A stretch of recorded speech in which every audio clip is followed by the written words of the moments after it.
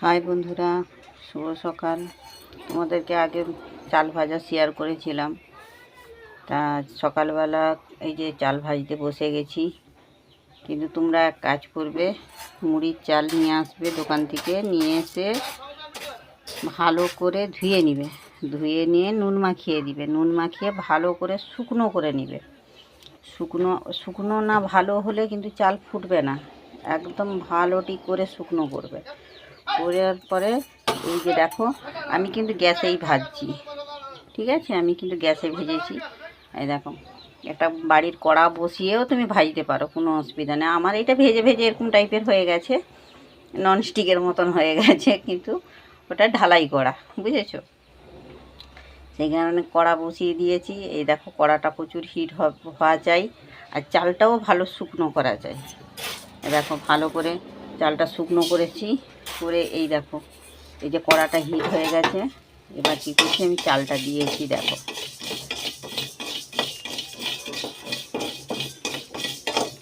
চালটা কিন্তু কড়াটা দেওয়ার পরে অনবরত চালটা কিন্তু নাড়তে হবে, না নাড়লে এটা কিন্তু পুরো লেগে যাবে নিচেতে, বুঝতে পারলে? এই কারণের জন্য চালটাকে অনবরত নাড়তে হবে।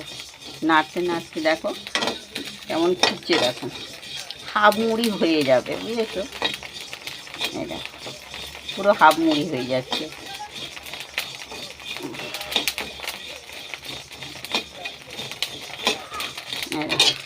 বুঝেছ?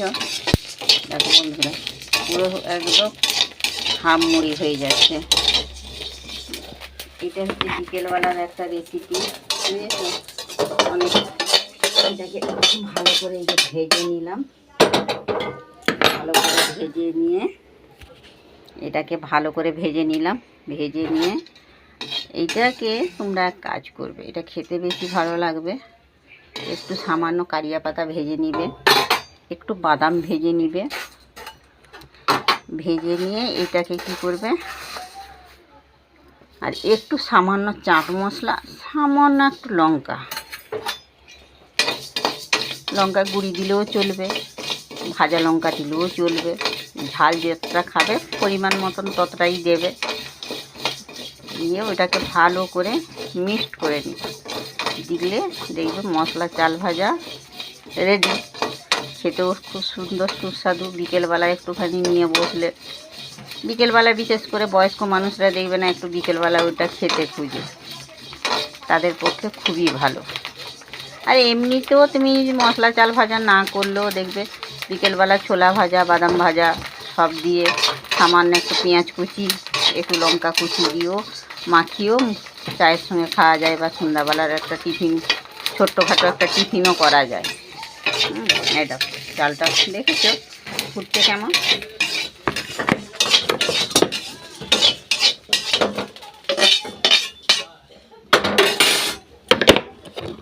এইভাবেই আমি চাল ভাজা করি, বুঝেছ? ঠিক আছে, তোমরা ভালো থেকো। আমিও এখন অনেক চাল আছে, প্রায় 4 কেজি চাল নিয়ে বসেছি ভাজতে। তোমাদের সঙ্গে আবার পরে গল্প করব, ঠিক আছে? টাটা।